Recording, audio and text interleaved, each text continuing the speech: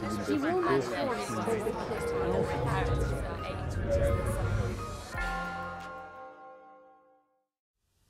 is a very special subject, right? Quantum mechanics is quite unique in your undergraduate training in the sense that it is the piece of physics it is the great intellectual accomplishment of the last century.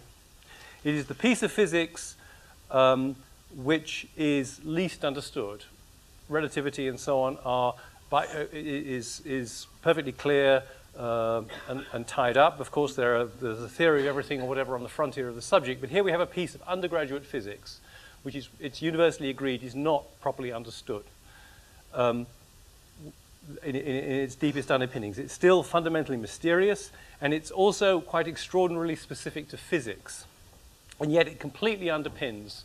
It's absolutely fundamental. You cannot understand anything about your body, the table, the sun, anything. Everything is a manifestation of quantum mechanics in a very direct way.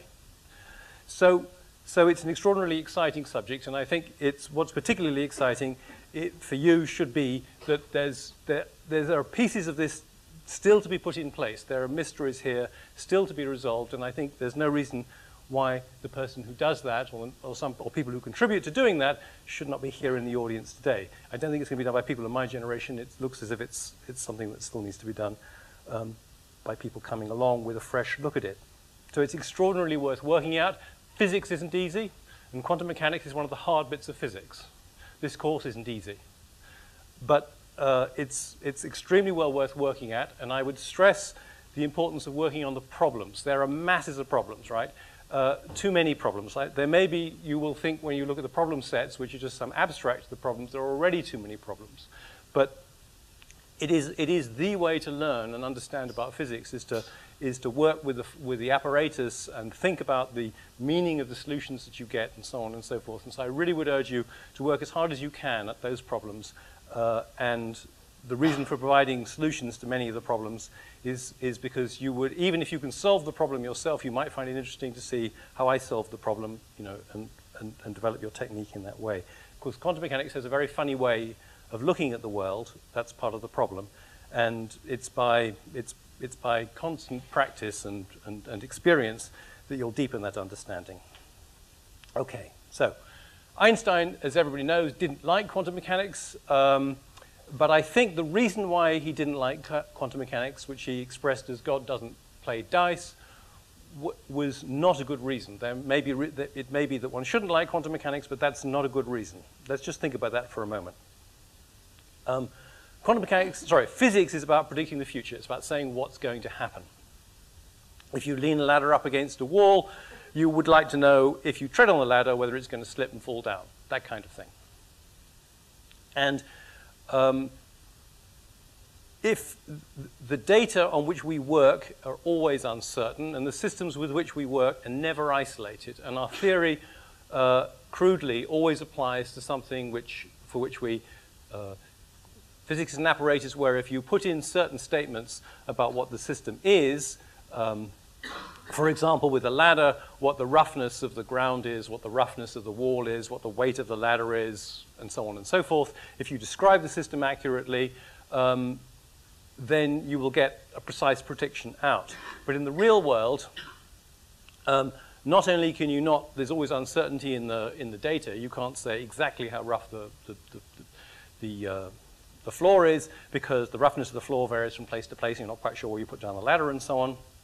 So the data that you're working with are uncertain. So what you should really do, the best that you can actually do, if you really want to push yourself to the most precise results, is derive probability distributions. You can say that the probability of the ladder slipping from this position is such and such. The probability of the ladder slipping from that position is such and such. In simple cases, you have a very sharp, you have a very narrow range of probabilities. The probability in certain positions is almost 1 that it won't slip.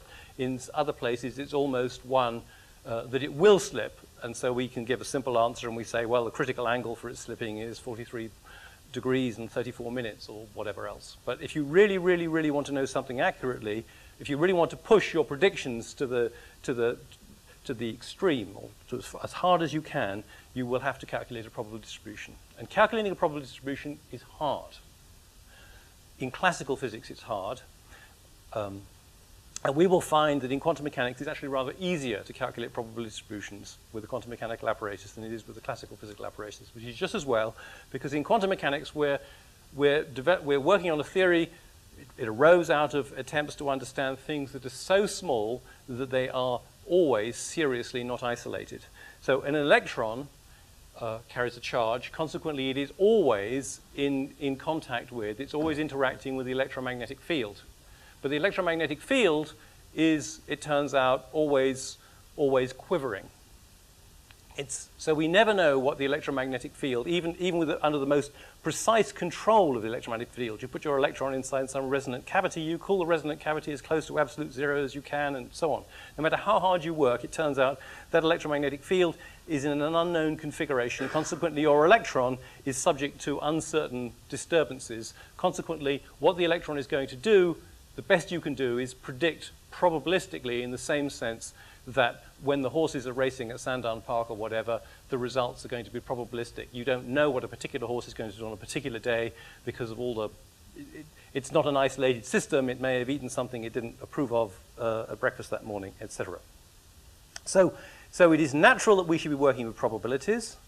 It is natural that the calculation... So whereas in classical physics, when you're talking about a cricket ball or a shell shot out of a howitzer, you operate under the fiction, which is a very good fiction, that at every point in the trajectory, at every time, every precisely measured time, the central mass of the shell has a very precise coordinates, and these coordinates progress in a very accurately calculable way. You have only one number to calculate, well, three numbers, I suppose, the x, y, and z coordinates of the shell to calculate it each time.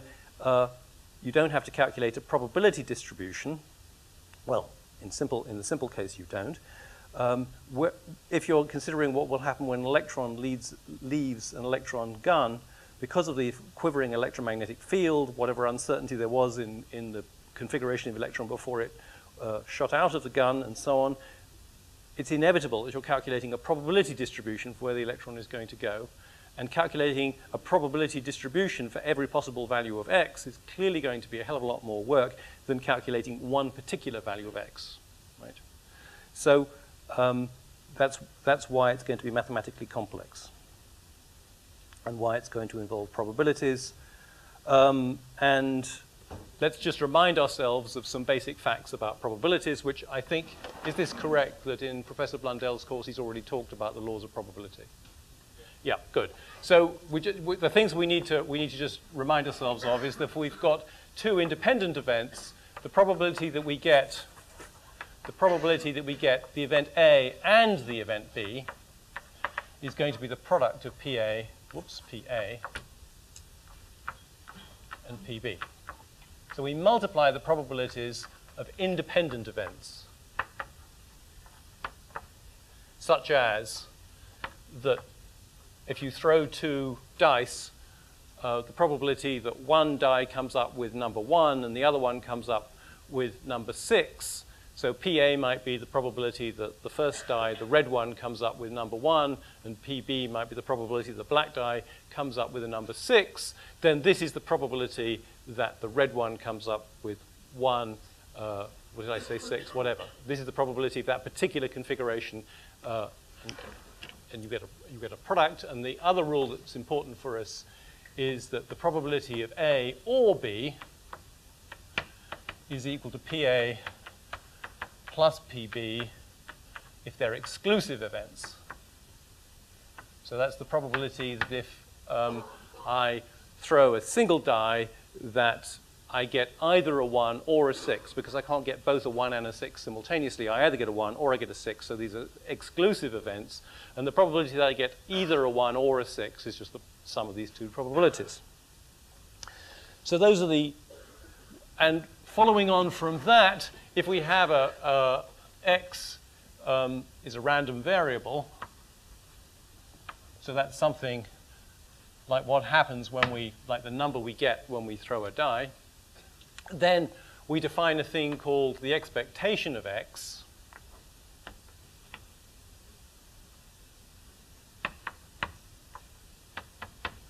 to be the sum of the probability of the ith outcome times the value that x takes on the ith outcome.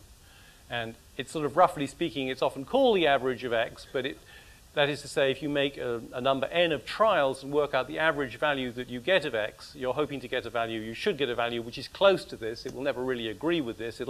But the idea is that as you do more and more experiments, the average of all those experiments will converge will rattle in a narrower and narrower range around this expectation value. And we have a few simple rules that if we have two random variables and add their results and then take the expectation value, then that is the expectation value of x plus the expectation value of y.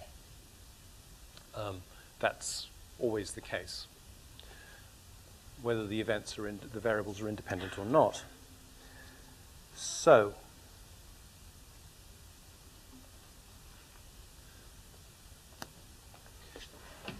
and zillions of branches of science use probabilities, right? It's a major feature in medicine, major feature in the financial markets, and they use probabilities in just the same way that physicists do. But physicists have a unique way of calculating probabilities which nobody else uses, and I think this is a central mystery.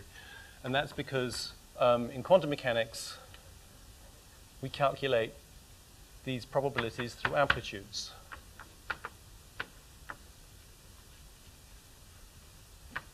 That's to say, every probability that we're interested in, P, is the mod square of some complex number, its amplitude, its probability amplitude. So we never calculate this directly. We always calculate a probability amplitude, and having got it, we take its mod, which is a complex number,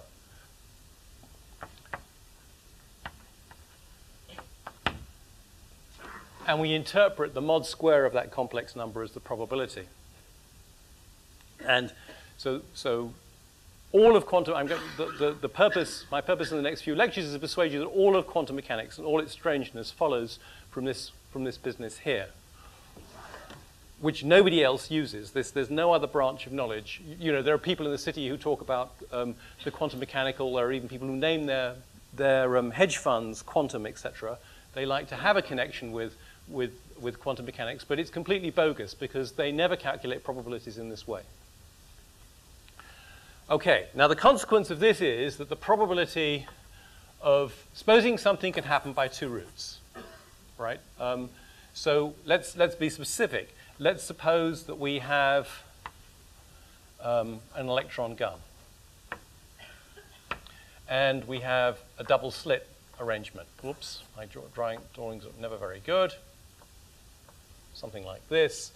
And we're firing electrons out of here sort of in scatter pattern, and some of them go through holes and then hit our detector, our screen over here, scintillator, photographic plate, whatever you want to use, and others bounce, oops, and then, so we'll call this S and we'll call this T. There are two, if we focus on a particular place, X, here on the screen, there are two ways in which an electron can arrive there. It can go through the top hole or the bottom hole.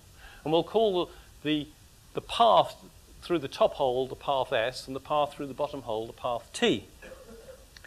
So what we're interested in calculating is the probability that we get an electron arriving at X. So the probability of arriving at X should be calculated from some amplitude, and the rule is that that amplitude is the amplitude to take the path S plus the amplitude to take the path T. And then, of course, that gives us the amplitude to arrive there regardless, right? So this is like the probability rule up there, P, A, or B. This is the probability that it got there by either route S or route T. Is the sum, well, up there it's the sum of two probabilities, but the rule here is that it's the sum of the amplitude for it is the sum of the amplitudes, and the probability is the square of this. And what does that give us? That gives us, because we know how to take the mod square of the sum of two complex numbers, this is AS mod squared plus AT mod squared plus AS AT complex conjugate plus AS complex conjugate AT. So that stuff follows just from the ordinary rules for taking the amplitude of sum of two complex numbers.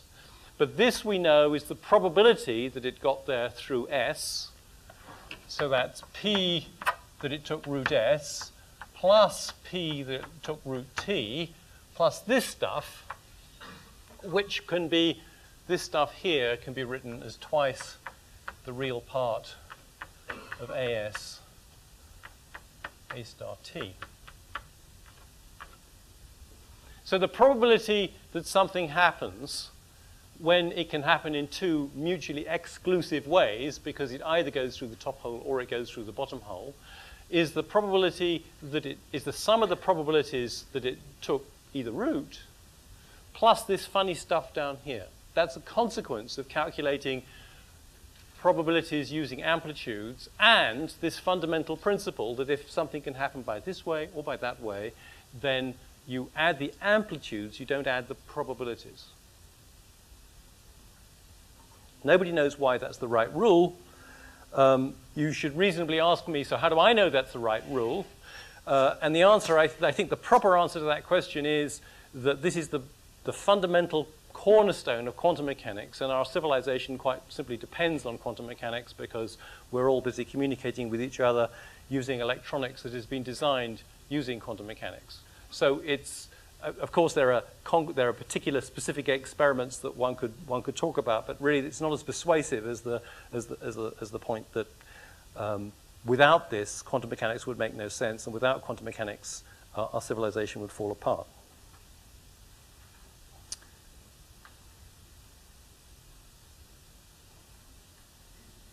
Now so let's think a little bit more about this. What do we think that these individual probability distributions look like? In other words, if you covered up one of these things and were just firing your bullets through one hole, what would you imagine? Well, of course, your electrons, your bullets, your particles through one hole. What we would imagine was that the majority, that the probability will be largest on the place which was formed by a straight line from the center of the muzzle of the gun through the hole to the screen. So you would expect that PS look like, so I want to draw a plot of, this is going to be X. I guess I better put, this is X is naught.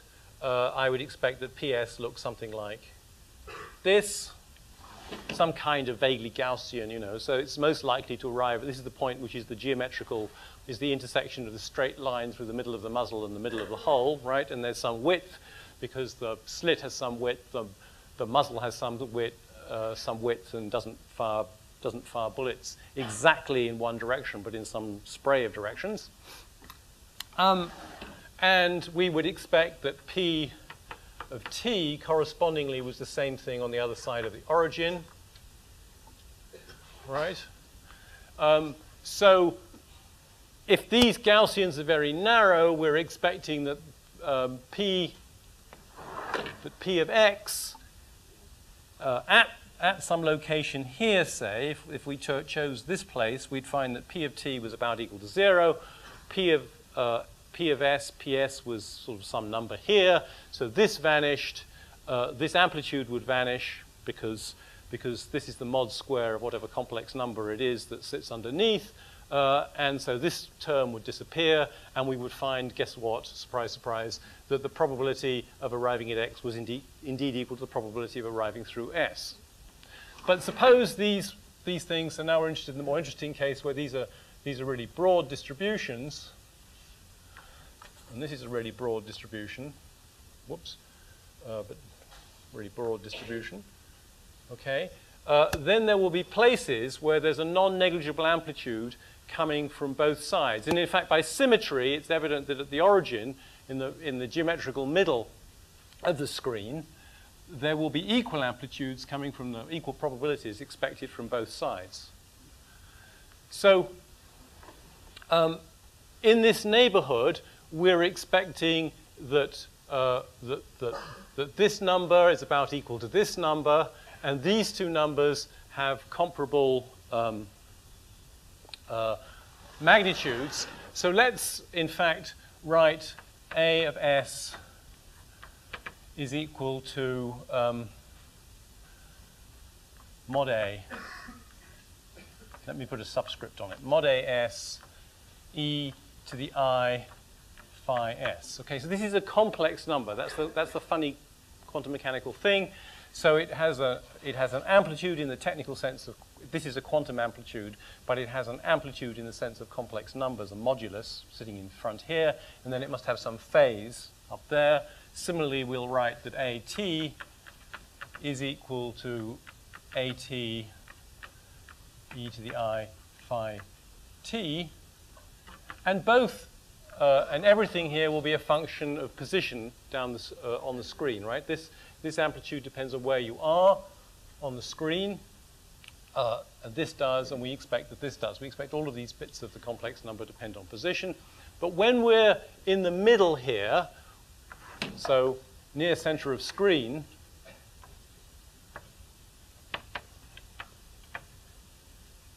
we're expecting that the modulus of AS is about equal to the modulus of AT, because this is the square root of the probability of getting there, and this is the square root of the probability of getting there, this through S only, this through T only, and we can't see any difference between the two. So what does the combined probability look like? Then P of X is on the order of, it's about equal to 2 times the probability of getting through, through S, because PT is about equal to PS. But now we're going to have plus twice, we're going to have AS mod squared. No.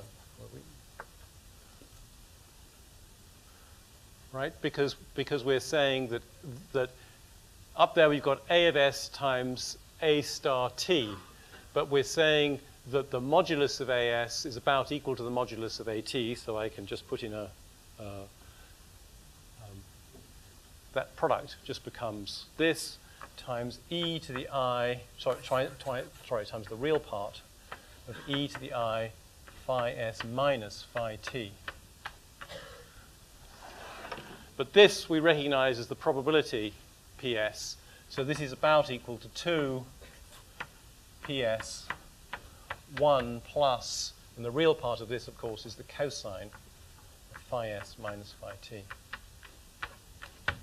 So this is what we're expecting. It's only an approximate relation, and it's only valued near the middle.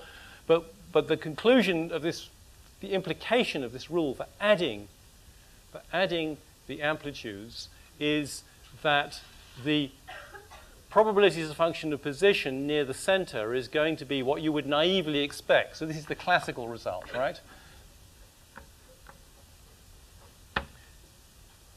The classical result is the probability of arriving there is twice the probability of getting there through either one of the slits, because each slit's contributing the same probability. But this is now being multiplied by 1 plus cosine of this totally quantum mechanical bit. And this bit is called the quantum interference term.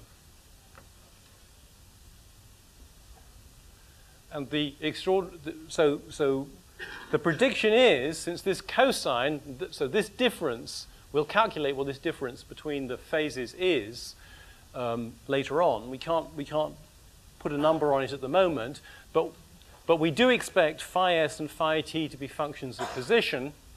And so by default, we have to expect that this thing is varying with position. And as the argument of the cosine varies with position through, goes through 0 and 2 pi and so on, the cosine is going to go from 1 to -1, and this probability of arrival is going to go from nothing to 4 times the classical, sorry, to twice the classical probability, 4 times PS. So what we're expecting is that at the end of the day, P of X is going to do some kind of oscillation. This is only valid in a small region of X, but it is an unexpected. It is surely a surprising result. So this is 2 times classical probability, and this is 0. So that's phenomenon of quantum interference is an inevitable consequence of this extraordinary rule for adding amplitudes and calculating probabilities from the sum of the amplitudes rather than adding the probabilities.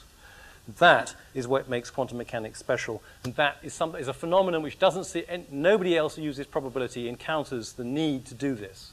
Only physicists encounter this need. That, I think, is the real mystery. How are we doing? Okay. Of course, we have to ask, why is it that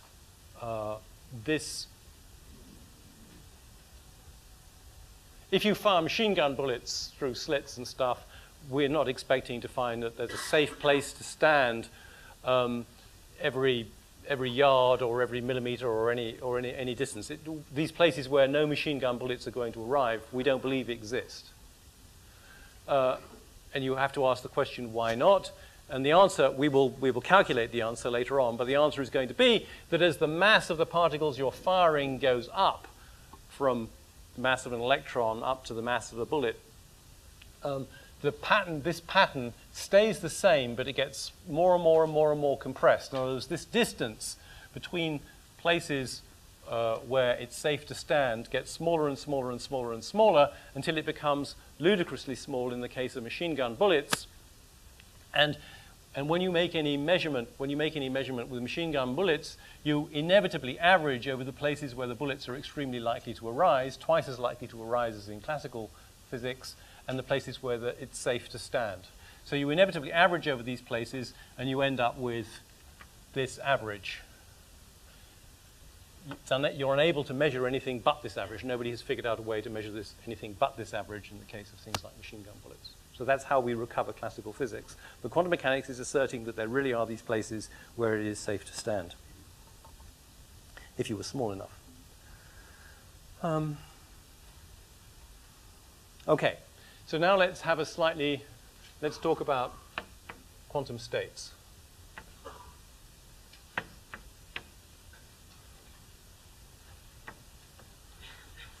So my claim is that essentially everything follows from what we've already covered, that it's all a consequence of this interference business through using probability amplitudes instead of probabilities.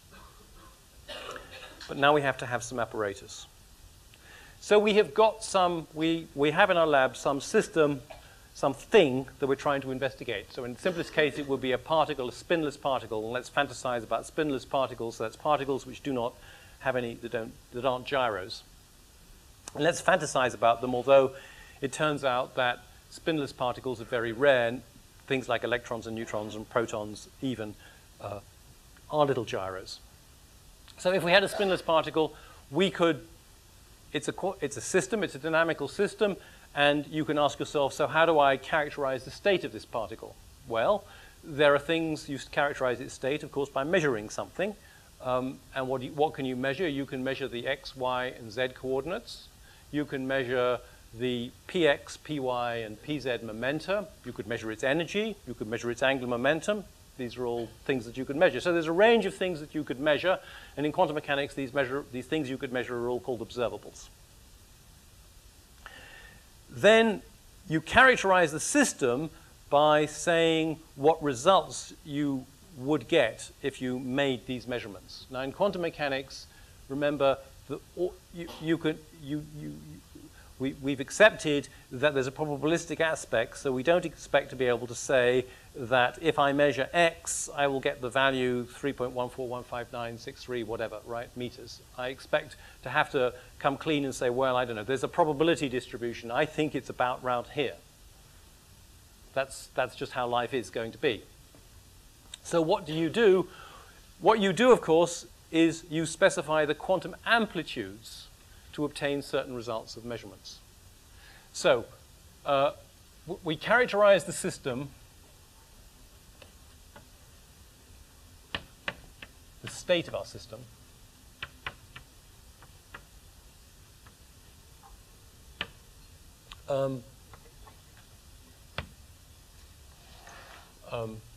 by measuring, by giving quantum amplitudes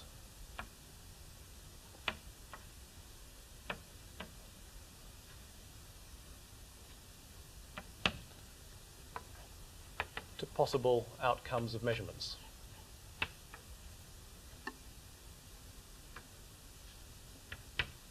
Outcomes.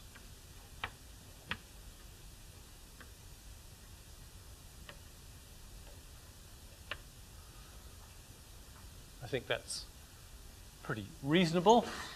And it turns out in quantum mechanics that the possible outcomes are sometimes, but not always, restricted. So if you have an electron which is free to wander the universe, then the possible outcomes of its x-coordinate can be values from -infinity to +infinity. All real numbers are on. And the range of possible values are what are called the spectrum. So the possible outcomes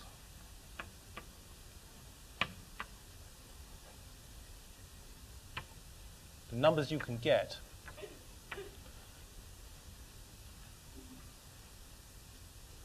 they form the spectrum.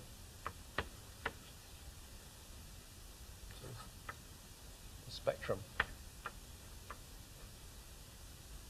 observable. So the spectrum of X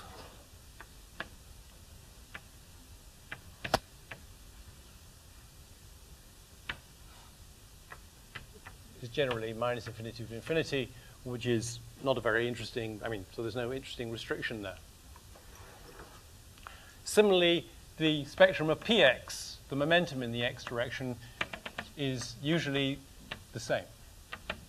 But the spectrum, for example, of the z component of angular momentum, Jz, turns out to be only discrete values. It turns out that we'll show that this is the case, that you can have numbers like ... comma, k minus 1, h bar, k, h bar, k plus 1, h bar, k plus 2 h bar, and so on, where k is equal to either, for a particular particle, it's either equal to 0 or it's equal to a half. So the spectrum can be discrete set of numbers, or it can be a continuous set of numbers. This is a property of the observable. The spectrum of the energy is often a discrete set of numbers, not always E0, E1, E2, that you have to calculate by hard grind, and we'll spend a great deal of time calculating the spectrum of H. It turns out to be a key to find out what that is for a particular system. So all these observables have spectra, and how you would characterize the state of the system if you were talking about its energy is you would give the amplitude. So we could possibly specify the state of our system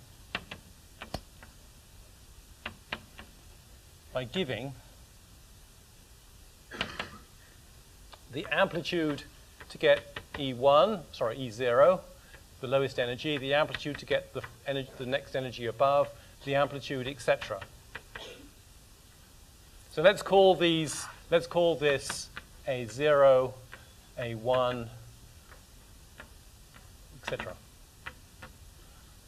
So the idea here is that for some systems, if you know the complex number A0, whose mod square gives you the probability of, if you would measure the energy, that you got the possible value E0, and you also knew this number, A1, whose mod square is this probability, and if you knew this number, whose mod square was the probability of getting the nth energy level, and so on, right? In general, there'll be an infinite number of these. If you knew all of these amplitudes, you would completely know, you would have completely specified the dynamical state of that system. What do I mean by that? What I mean by that is, if I knew all of those amplitudes, I could calculate the amplitude to find any other amplitude that you might inquire about. For example, I could find the amplitude to find my system at the place X. Or I could calculate, from those amplitudes, I could calculate the amplitude to find that the momentum is the value P. So we have the concept here of a set of amplitudes. It's clear, I hope it's clear, that you will need a set of amplitudes to define the state of a system in quantum mechanics. In classical mechanics, what do you need to know? You need to know, for a particle, you need to know X and P. X and P, X, Y, and Z, and PX, PY, and PZ, because then you've pinned down where the thing is and how fast it's moving. And when you know that, you're all done. 6 numbers, done. Because from that, you could calculate the energy, you could calculate the angular momentum, you know, done.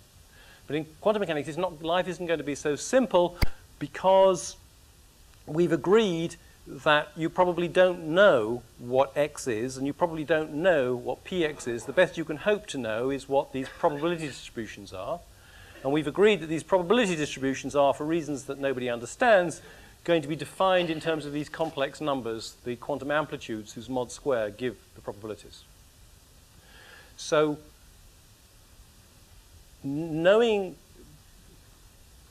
specifying a complete set of information is a matter of writing down a long list, unfortunately, of quantum amplitudes.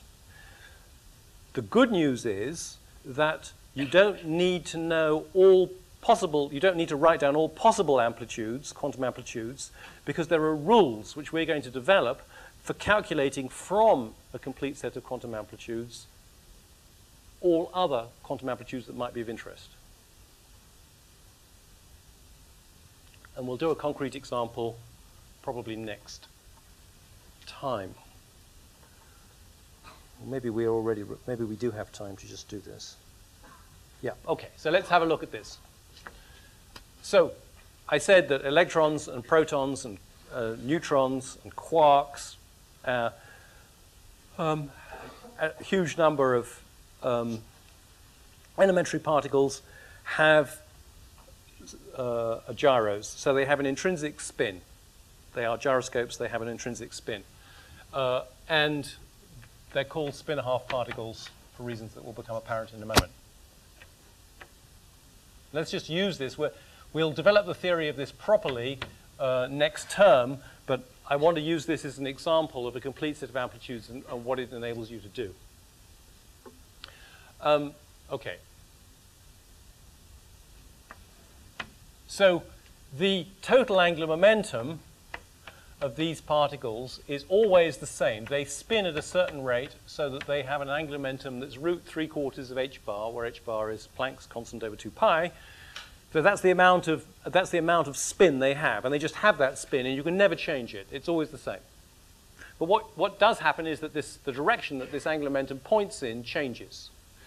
So whereas the total angular momentum is this, the angular momentum in some particular direction, for example, the z direction, if you measure it, it turns out that you can only get 2 answers, plus or minus a half of h bar. So, and moreover, there is an amplitude, A plus is the, so let this be the amplitude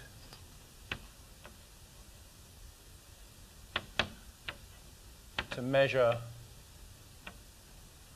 Jz equals a plus a half h bar.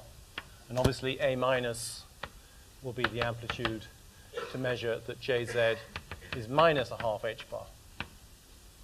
Now, in ordinary talk, what we say is, what everybody says, and you'll find me saying this, but it's immoral, I shouldn't, is that if Jz is plus a half h bar, its spin is pointing upwards, and you imagine it to be a little particle doing upwards. And when Jz is minus a half h bar, you say it's pointing downwards. Now, this is a fundamental mistake, because if you square a half h bar, and take the square root, you don't get that, right? This 3 indicates that actually this particle has a quarter of h bar, sorry, it has a half h bar associated with the x and y directions as well. So it's actually not a good idea to think of it as spin up, as being having a spin pointing upwards. The most that we can say is that really it's pointing sort of not downwards, it's pointing vaguely up, and this one is pointing vaguely down. I don't really know which way it is in the xy plane. So that's just a little word of caution. People get themselves into a real tangle by imagining that this means the spin is up and that means the spin is down. We all say that, and you'll find me saying that, but just when you find yourself saying that, just have a little trip in the brain which says, hang on a moment, I mustn't take that too literally, because it does have angular momentum in the x and the y directions, even though I've measured Jz and found it up in Jz, or Jz and I found it down. Okay, so the good news is that the set A plus, comma, A minus is a complete set of amplitudes. What do I mean by that? What that means is, if I know those two complex numbers, if I know both of those two complex numbers, I can calculate the amplitude, and therefore the probability, to find the particle with its spin in any direction that I want, that you specify, is either plus a half h bar in that direction or minus a half h bar in that direction.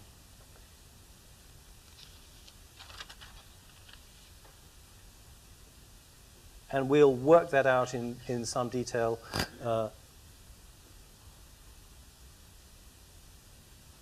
Yeah, so from these, we will, maybe I want to write the formula down, I'm not sure.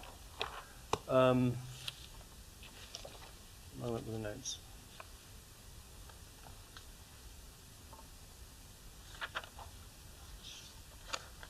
No, I don't think we do yet. We're not ready to write that down. We just want to make that statement that that it's a complete set of amplitudes in the sense that we will derive rules such that we can calculate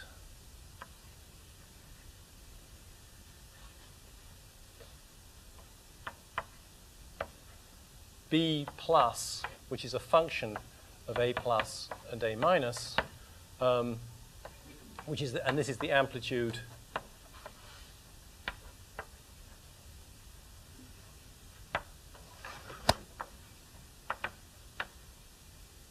to measure J in some direction theta to be